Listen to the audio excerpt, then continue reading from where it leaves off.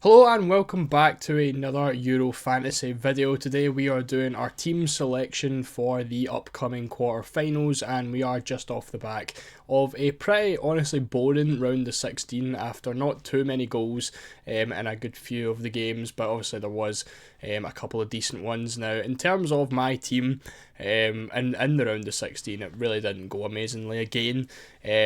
Basically banking on the clean sheets from England and Spain, and it didn't really come off. I think realistically when you're looking at the teams that did keep clean sheets, essentially most of the games did have clean sheets in them, apart from the two I was relying on with England and with Spain, because obviously Netherlands kept a clean sheet, Switzerland kept a clean sheet, I believe Germany kept a clean sheet as well. Basically clean sheets all round apart from the guys I had in my defence. So a bit of a struggle, and again a very slight rank increase I believe it is since the last round, but we're still all the way down at 242k in the world, so it's a bit of an all or nothing for me in this quarterfinals.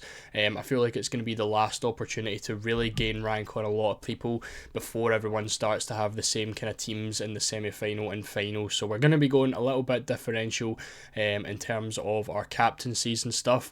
But this is kind of how things went for my round of 16. So a couple of returns. Thankfully, my last captaincy day with Van Dijk went okay with a 7-pointer from him, picking up 14. Diego Costa obviously picked up 9 points. However, I think most people had him, so it's not an amazing haul in the grand scheme of things. Nico Williams done really well with a 10-pointer as well.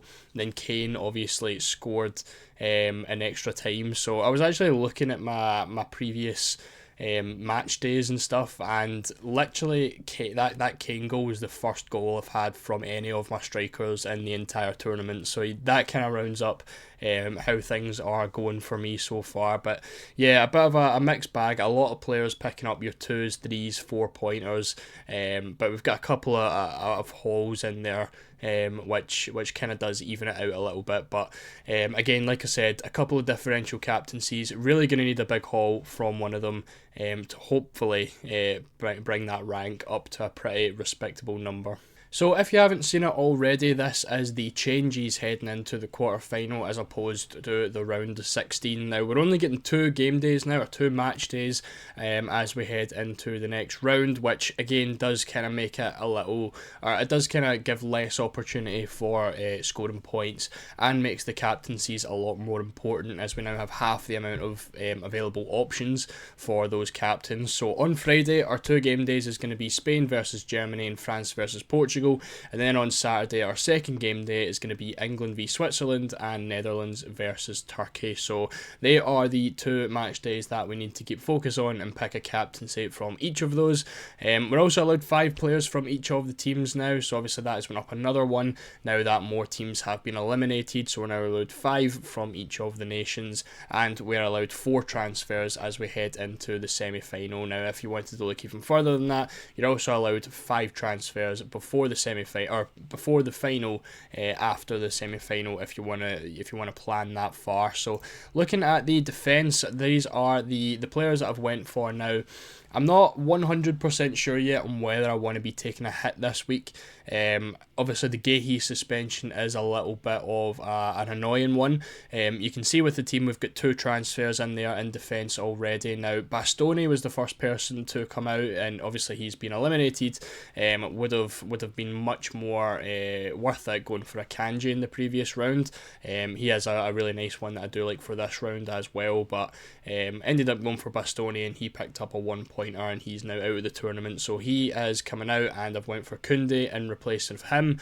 He is one of the better players for ball recoveries. If I pull up the ball recoveries now, we've got, these are the top 10 now.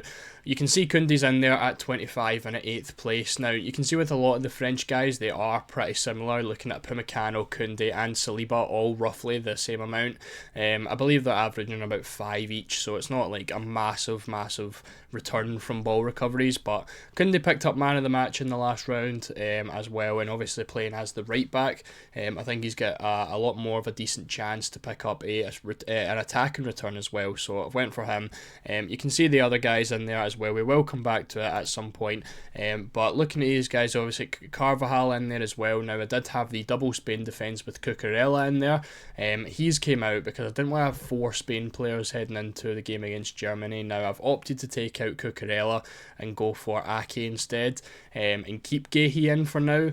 Again, the temptation is there to get Guéhi out there as well, because I think Switzerland have a very decent chance of making it through in that match and taking that -4.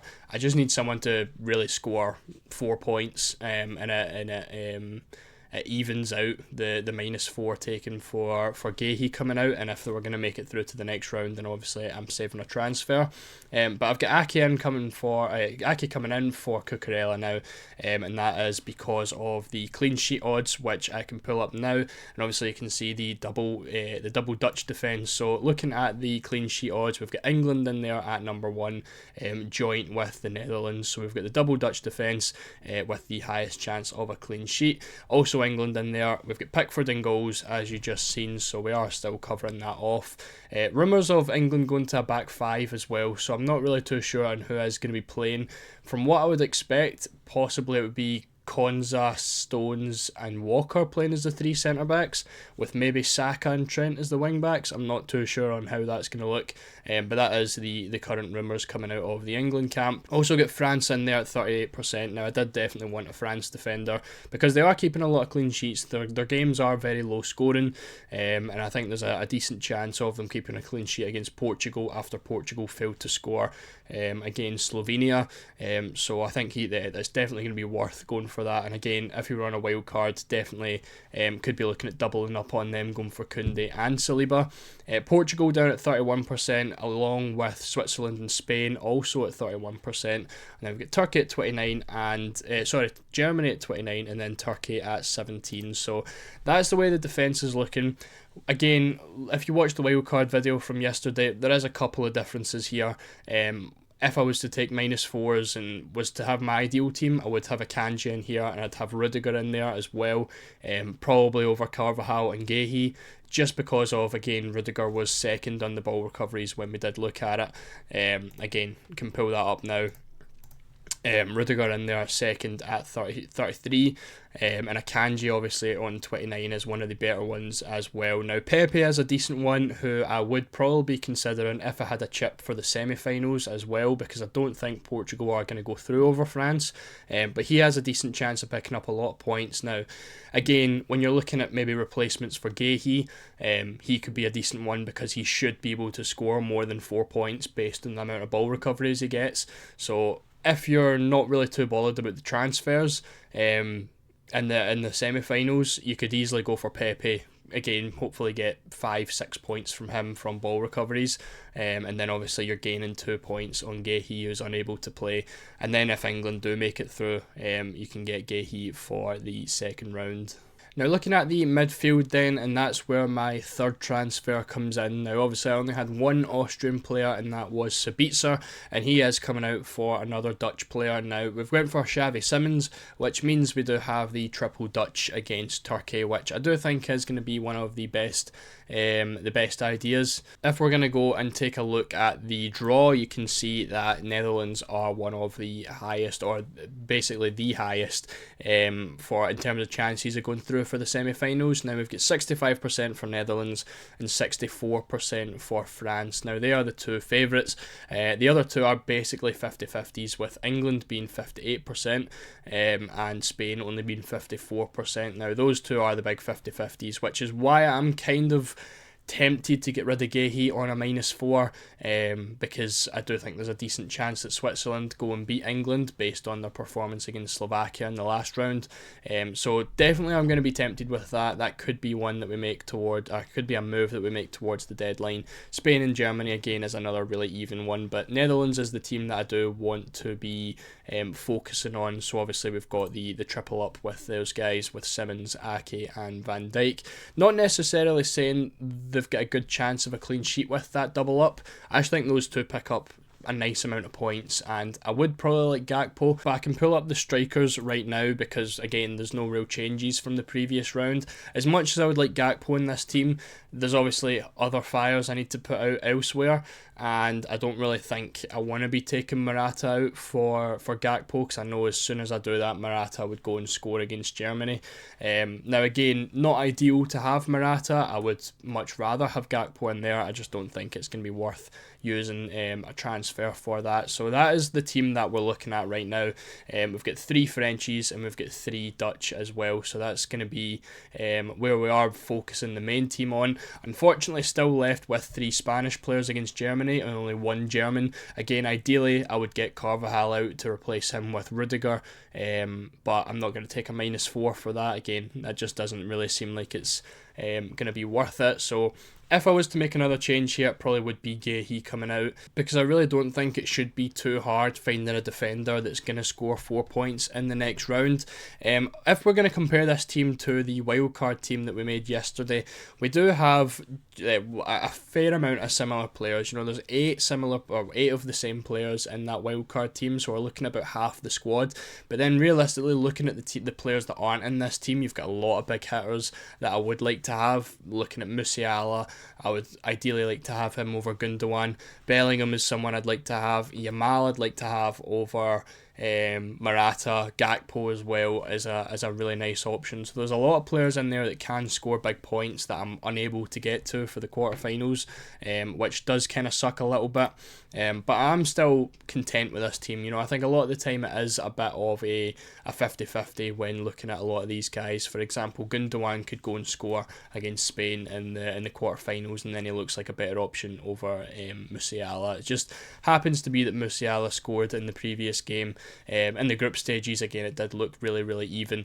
The same with Morata and Yamal. It was just really a 50-50. Opted for Morata, and Yamal just looked a lot better in the round of 16. So just need to kind of hope that these guys pick it up in the quarterfinals. In terms of the captaincies, obviously only 2 this week. Now I've got to kind of go a little bit different with a lot of people now. I've got Nico Williams in there. I think Mbappe is going to be a very popular shout. Obviously Spain and Germany looks like it's going to be a really close game. I think a lot of people, or most people, are going to go with either Musiala or Mbappe, or maybe like Ronaldo if anyone still has Ronaldo. I'm opting for Nico Williams. I don't think he's going to be a very unpopular captain. I'm just hoping that he does well, and I don't think a lot of the casuals are really going to go for him, so hoping to leapfrog those guys with him. And then the second day again, England is probably going to be a very popular captaincy choice. Either that's going to be Harry Kane or Jude Bellingham, and then you've obviously got Netherlands v Turkey. Main picks are going to be the likes of Gakpo, so I'm going to go for Van Dijk again, hoping that the Netherlands can keep another clean sheet with that 42% chance. If not, hopefully they can get like a penalty or something, and Van Dijk hopefully is going to go and take that one. In terms of planning for the second round, for the semi-final, this is kind of how the team is looking now. A couple of teams I feel like I've got a bit too many players from. Looking at Spain and England, I think mainly are the 2 games where I think there could be upsets. I think there's a decent chance Switzerland go through, and a very, very decent chance that Germany could go through. Now again, if I had the wild card, I would have I would have probably split those guys pretty evenly with Spain and Germany at least, and went for 2 Germans and 2 Spanish, and then I'd definitely like to have at least 1 Swiss player in there rather than having the 3 English players. Other than that, I'm quite happy with the amount of Dutch guys and the French and Portuguese.